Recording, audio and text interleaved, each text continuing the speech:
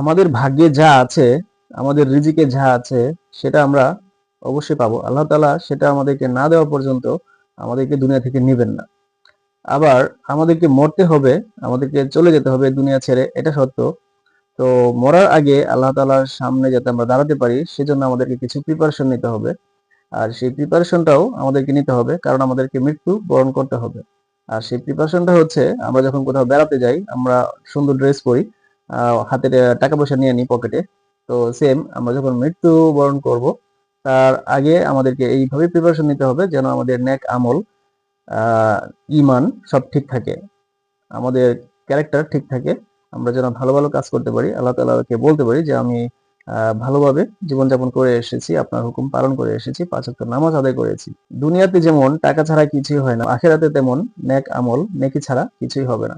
অতএব চলুন আমরা সবসময় নেক আমল করি, ভালো ভালো কাজ করি, গুনাহ থেকে বিরত থাকি ইনশাআল্লাহ। আল্লাহ তাআলা আমাদেরকে তৌফিক দান করুন ভালো ভালো কাজ করার, নেক আমল করার।